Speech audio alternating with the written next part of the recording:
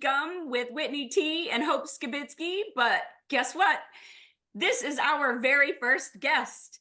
We have with us today a great friend, a super confidant, someone who I have relied on for a very long time and that loves Wendy as much as I love Wendy. And this is Jim Slife. And so we're talking to you today all about accountability, but accountability in the way that many of us don't often focus. We have a huge focus often on telling people that we work with where our boundaries are, telling people that we are friends with where our boundaries are, and maybe even getting in with strangers to explore where those boundaries are. But what we don't often do as well is identify the boundaries for family, the people that we love the most. We make exceptions. Isn't that true? Like, Wendy? Yeah.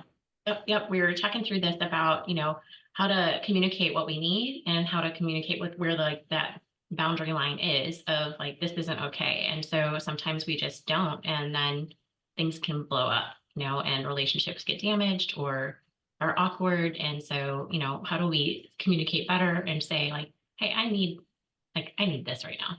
This is Right. important.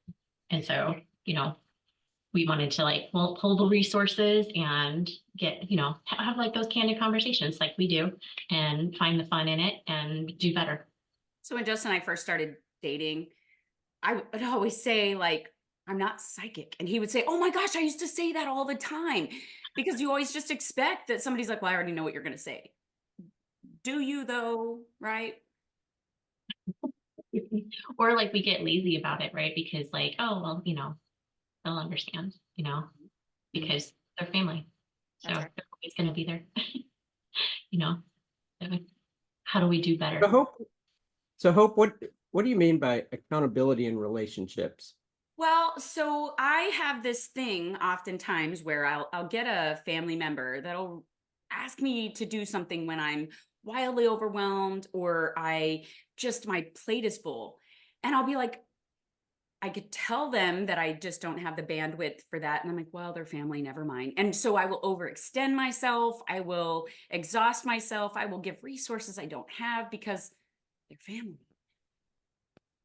So it's much about your own accountability as it is the other's accountability. That's Mhm. right. You That's right. know, I something that I heard a few years ago that I've really thought about a lot, and I think it's pretty accurate. I mean, it may not be always 100% all the time, but it's pretty accurate. Is that all conflict comes from unmet expectations? Mm. And, you know, as I've thought about where the conflict in my own life comes from, I can't think of any cases where it didn't come from an unmet expectation. And most of the time, for me, what I find with myself is I haven't been clear about my expectations, which I think really gets to your point about accountability. And it's not really fair for me to be angry with somebody for not meeting my expectations when I haven't been clear about what they are. And so, 100%. I mean, it's a different deal when you've said what your expectations are or what your boundaries are, and somebody just fails to honor that. I mean, that's a different problem than my own accountability for being clear about what my expectations are. And that's true, I think, in both the professional life, but also the personal life. When I have been more clear about expectations, I've found a whole lot less strife in my life. I think that's fair. I always pride myself on being the person that never leaves other people wondering what I'm thinking, right? Like I've always said, like, Very yeah, I will tell you what I'm thinking, but the problem is that with family, I often have this problem where I'm like, well, they should know. They've known me forever. Or with my husband specifically, I'll do things like, well, he'll just love me anyways, even if I'm ugly hearted or even if I do a thing. And you just make the expectation, which isn't true, that they're going to still love you.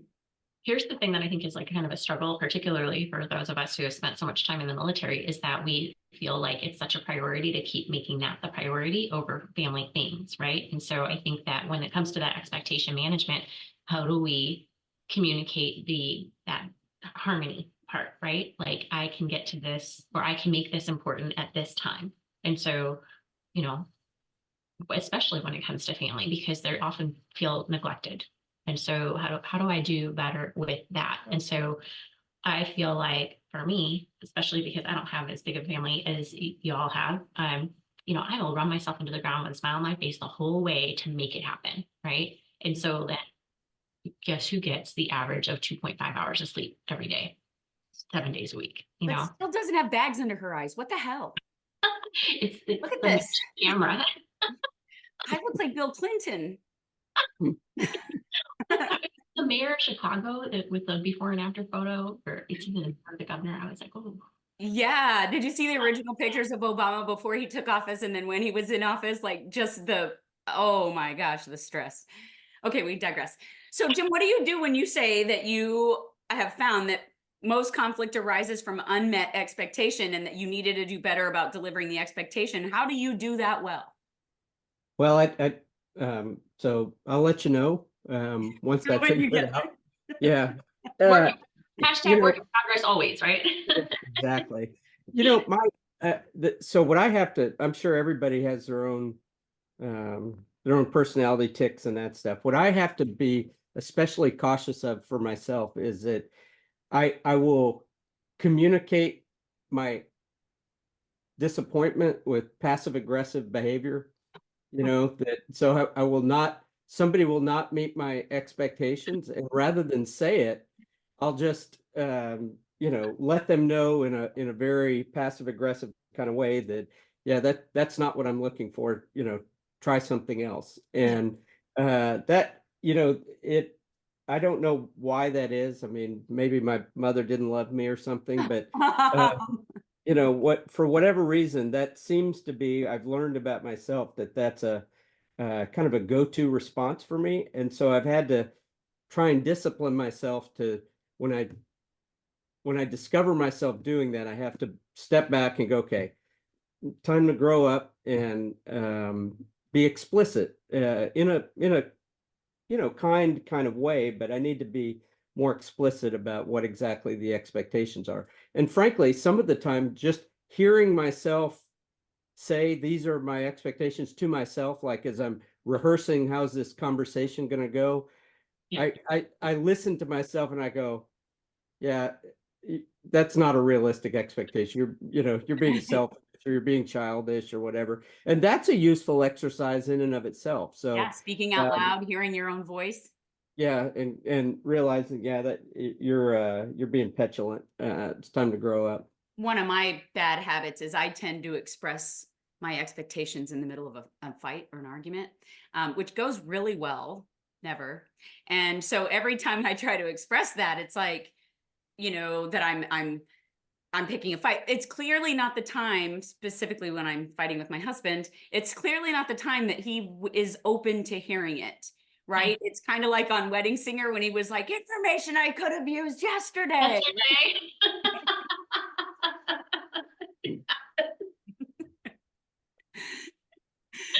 That's so true. So I think like how, when we were looking at how to do better, like taking the pause and rolling it back and like, how did I communicate this well? And then can I do that better? And then outside of like, when it comes to family and particularly family that doesn't necessarily sit in my shoes and understand the things that I'm trying to balance, right? Because I find this often, if you are in the 1% of the population who serves, you feel like you're surrounded by the rest of the 1%, and that becomes your 100%, and this feels normal. And Yeah. so rest of for the rest of the environment, none of that seems normal.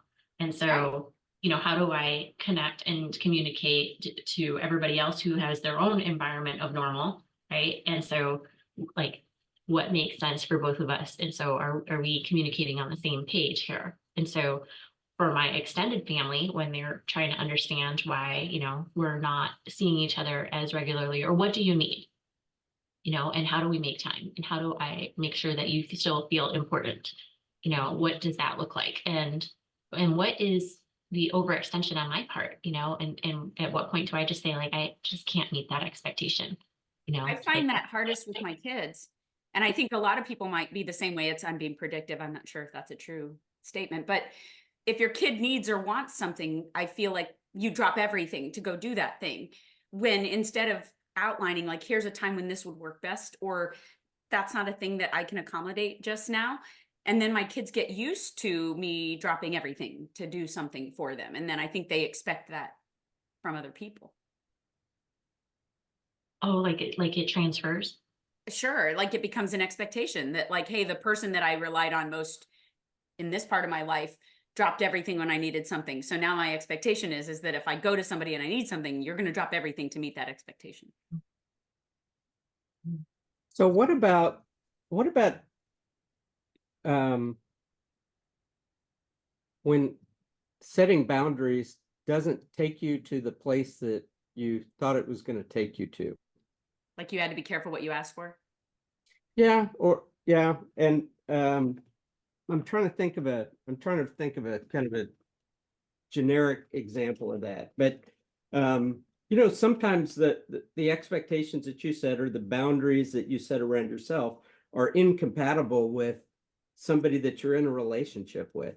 They can't meet your expectations or they can't honor your boundaries. And so, I mean, I suppose an easy answer to that is, well, then you just need to get out of the relationship and go find a different relationship somewhere. But that's hard with family. I mean, you can't, it's you can't just walk away from your family, I guess. So I don't know. Any thoughts on that?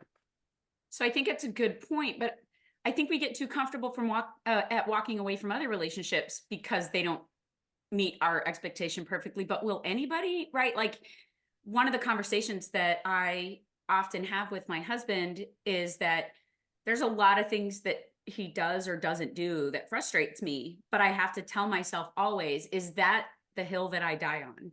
Or is that something I can actually negotiate around because he's trying so hard on these other things? And so it's a me issue, right? And so I think like, what's more important, that thing or us? And if I can get out of my own way, I can make space for us.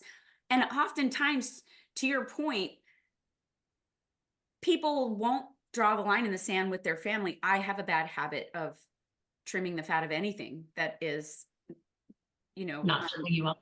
yeah, I will cut family off if I get to that point. And I try not to be that way. And as you know, my little brother, Herman, I mean, Jim, this is where you and I think I fell in love with you as a human because of the compassion you showed me when my brother committed suicide. But this is one of those things, is that I had in the past cut him out of my life because I felt like he was in an unhealthy place and wasn't, serving our relationship very well. And then I found myself drawn back in. And then obviously we became super close, and it became one of those things that was not healthy for either of us, but he was clearly not in a healthy space. But to, to say all of that, to say, I think sometimes we have to be willing to decide if that's the hill we die on. And if it is, even with family, we should stand by it. Yeah, I've got a couple of kids that are getting married here in the next 12 months or so. And I was talking with a friend of mine about the advice that you give to young couples that are getting married. Not that they will ever listen to advice from their dad, but perhaps if I could find somebody to give them this advice, it'd be fantastic. But one of the things my friend said was, in marriage, 50% of a successful marriage is finding the right person, and 50% is being the right person. And I thought I mean, that really was powerful to me. And um, yeah, so I think that goes to the point of, this two-way thing. And with you and Herman, that might be an example. I mean, 50% of that relationship was being the person they needed you to be. Yeah. Yeah, that's fair. And I think that's a good thing, because we say that kind of stuff all the time. Like if you're looking for someone else to make you happy, you're never going to find that, because you have to be happy. You have to bring happy in and allow someone else to be happy, and then you guys can be happy together. You can't actually make someone else happy, and they can't do that for you. So I like the idea of 50% of the onus is on you. What are you doing? What baggage are you bringing to a relationship that's going to make it hard for somebody else to be the thing that will help that relationship actually work? Wendy, you make everybody happy. How do you do that? I have, She filled like my soul. perpetual single life. So Wendy's like a proton. She's a positively charged particle that, just bounces around and can't ever be negative. I don't, Oh, remember when we called you a green? I it's love that. all the science nerdy talk, right? So Uh-huh. nerdy talk for clarity.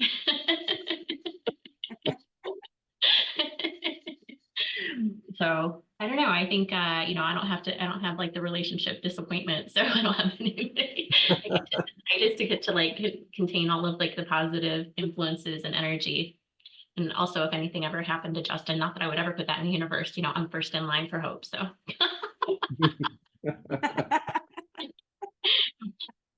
I'll just put that out there. I offer every day for Wendy to move in with us, that we would get a Mamacita house and she could just live here and we could grow old together and, watch the deer and kid. There are bugs in Texas though, so There are bugs in Texas, and Wendy has a I show have that we're not even allowed to talk about, by the way. we don't talk about it.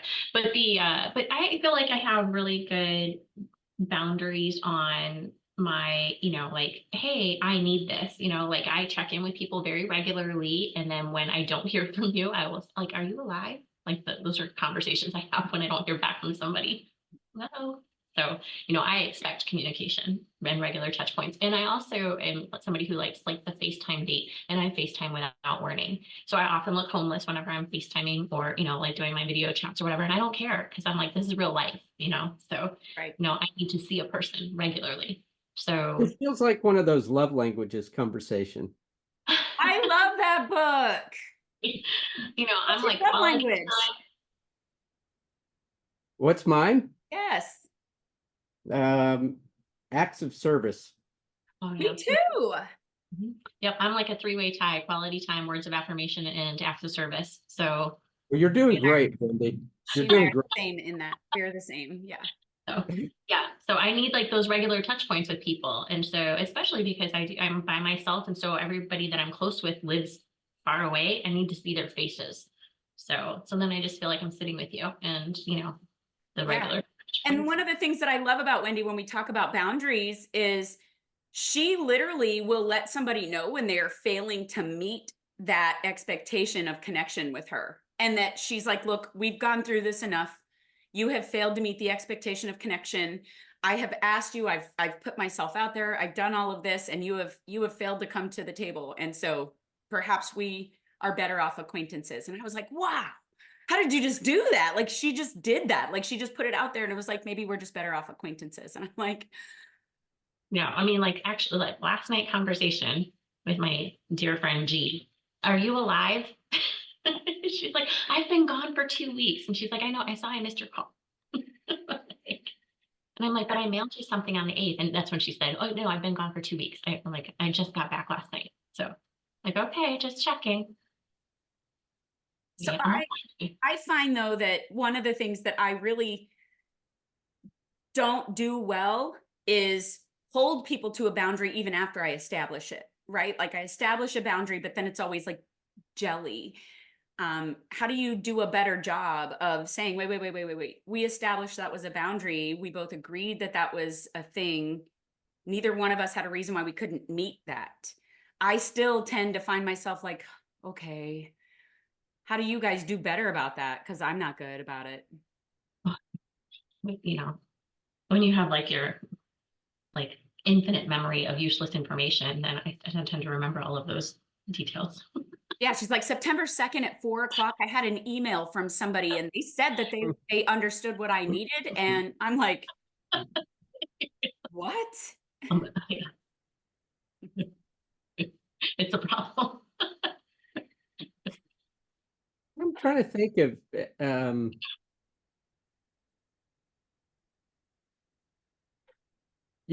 I guess I'm trying to think of examples where that's happened, Hope. And I think I probably take about one run at reminding, hey, this was something we talked about. But then after that, I think looking back at my own behavior, I guess I kind of have to have a conversation with myself about, okay, is this worth breaking this relationship over, or am I willing to compromise on this thing? Because for whatever reason, it's not happening. Either they're unable to meet this expectation or adhere to this boundary, or however you want to phrase it. So I guess I probably take a second swing at it, and then after that, I have to decide for myself whether I'm willing to compromise or not. And if I'm not, then I mean that's just going to be the probably the end of that relationship as it existed. Mm. So we discussed that acts of service is your language. It's one of mine as well, but so is quality time. And so I had a situation with one of my siblings where I was constantly doing, they needed, I was doing, they needed, I was doing, they needed. I mean, to my own detriment, I was doing. And I asked in return just for them to spend a little bit of time with me. And it was too much. They couldn't, according to them. And so it became one of those things that I finally had enough. And I was like, okay, well, then I don't feel like this relationship is healthy. And so since then, I have communicated with them in the family communication only. Like, I hope everybody's well, but I've left it at that. And man, some of the pressure that I have felt from other members of the family, like, how could you? And why wouldn't you? And I'm like, why is it always me? Why do I always have to acquiesce? And so and that's the reason why I ask, is because I don't do well about drawing a boundary. I don't do well about holding the boundary. But the one time that I do, I mean, there's several times, but when I do, then I get pressured as to why I'm holding strong to that boundary. And I would think, like, in that case, like, I would say, hey, I laid it out there, and so now it's that person's opportunity to come and meet me at the part that, like, I did my part here. Yeah. So, and I have a very high tolerance, but when we get there, I'm pretty done. And so, like, but if the other person's willing to come to the table, then, like forgiveness is high on my list of things that I'm capable of. So you are really forgiving. I'm not. But if the other person was coming to the table, like, I mean, I have very strong relationships now that were like in ashes before. So. Jim, I'm not sure if you know this, but I have credited Wendy all the time with being like the most forgiving human. Some of the things that she has been through and the way that she has built up relationships and been willing to go back on some pretty like tough things to work with it, as long as that person is, no kidding, they have to put a lot more in to get her back, and they've done it. And I am just that person that I'm like, I don't know, you created a wound, that wound will never heal. And so I keep trying to be more Wendy. Yeah. One of my favorite movies is Jackie Brown, which was this late 90s Quentin Tarantino movie. And there's a scene in there where the characters, the actors are Samuel L. Jackson and Robert De Niro, and they're sitting in a bar, and Robert De Niro says, I don't understand how you can trust Melanie. And Samuel L. Jackson goes, I don't have to trust Melanie. I just have to trust Melanie to be Melanie. And, I think that's a powerful idea. And what I have learned is that as long as you know who somebody is, you can moderate your expectations so that you are not continually disappointed by the fact that they're not acting any way other than in accordance with their own character. So who they are, as long as you know who they are and you just expect them to act like themselves, you tend to save yourself a whole lot of disappointment. That little jewel of pop culture has really made a difference for me, both personally and professionally. Learning to accept people for for who they are, and organizations have cultures and character just like humans do. And if you expect an organization to behave like the organization normally behaves, you will never be disappointed. Yeah, I think that's great. That's great input because too frequently we want somebody to be something we want them to be instead of accepting who they are and then deciding if we are comfortable enough to maintain a relationship with them who they are, right? And I think that that's really good. That's good. I love it because I think like that's people think I have very unusual friendships, right? Yeah. That we and I what I love about my friendships are that people are who they are. You know, they're very no lying, no hiding, no faking, that they're genuinely who they are. You know, Yeah. and Like favorite quality in people is be a good you. Wendy's friend list is like my playlist. Like I have Frank Sinatra and Marilyn Manson, right? And so she has that friend list. True. Like the most diverse friend group. Like I truly in my retirement, when I looked around the room, you could not find more diversity ever. And I treasure all of them and I feel loved by every single one of them, you know, and so I feel very loved and it's a wildly diverse population from every kind of way you could imagine. So I think it's your, you know, that people are good versions of who they are. That's right. And I think that if we stop trying to turn everybody into who's that character? Was it Boba Fett that was who all the clones were modeled after in Star Wars? We stop trying to make everybody the same thing and just accept that they are who they are and can we live with that? It would probably make relationships a bit easier.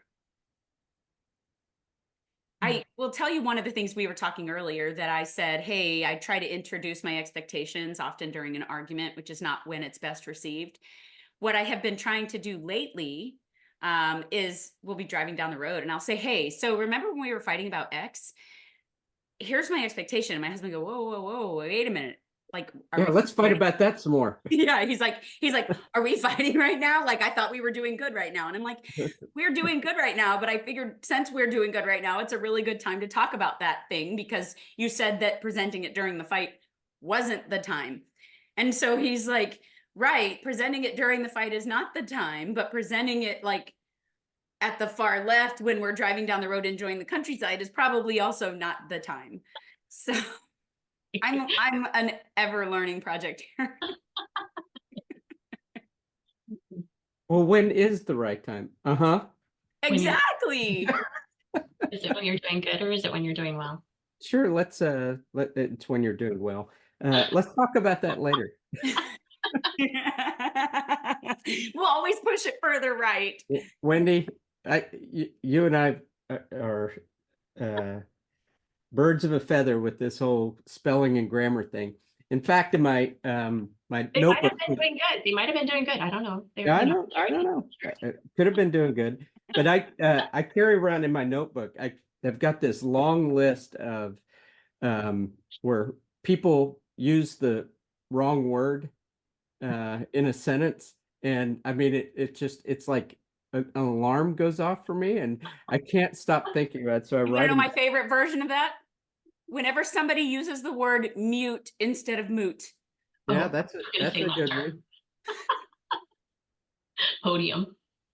Oh yeah. Wendy was like, I was standing in the podium. I was like, you mean you were standing on the podium? She goes, no, I was at the podium. I'm like, the thing in front of you is a lectern. Like Yeah, you stand on a podium, you stand at the lectern. She was like, no way. Have I been saying that wrong my whole life? we had a we had a boss that was famous for in public speaking.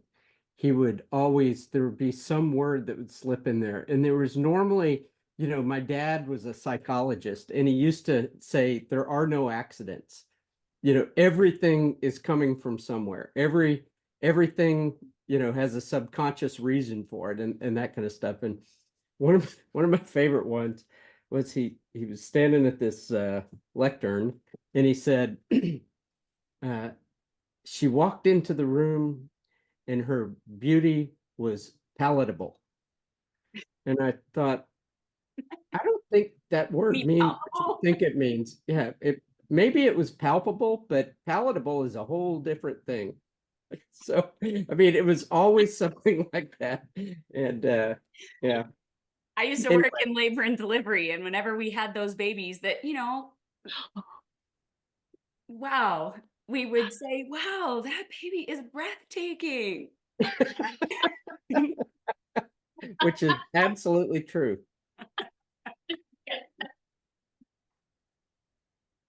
Healthy Oh, boundaries.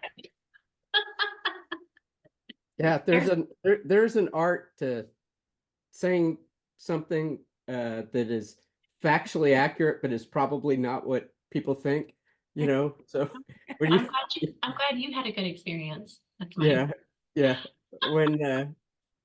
When you see somebody's performance report and it says fire and forget, I always wonder, you know, what exactly does that what are you trying to convey in that? yeah.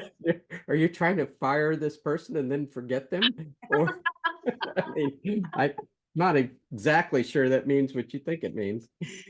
I was doing company training. I was watching company training, and they were telling me all about how there was a place where you could find all the stuff, and it was their training suppository.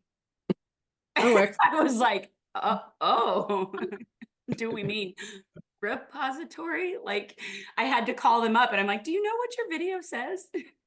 yeah. Well, that's you know, if there were such a thing as a training suppository that could spare me from all the training that I otherwise have to do, I think I would take the training suppository.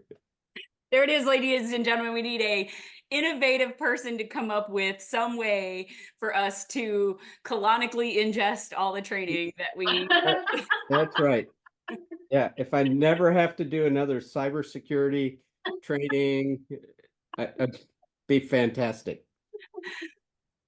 Ah, my cheeks hurt. Okay, so good. So we are running out of time. This has been a great conversation. We've had a ton of fun talking about those boundaries, that accountability, holding people to it, and realizing though that, there's the insider threat that maybe we're not as good at holding the closest relationships to the same account that we would hold some of our more distant relationships, but that sometimes we maybe need to think about whether we should or not, that we've got to be 50%, right, Jim? Like, we're 50%. Yeah. Yep. Okay. So this has been a lot of fun. Remember, everybody, you can find us at orangegumpodcast.com. You can check us out on YouTube. You can listen to us wherever you listen. And if you want to reach out to me and Wendy just because you need a little love or you have something you want to say, remember, you can reach us at orangegum_podcast@gmail.com. And we'll catch you next time. That's right. Right. I got you. It's great to see you, sir. See you guys.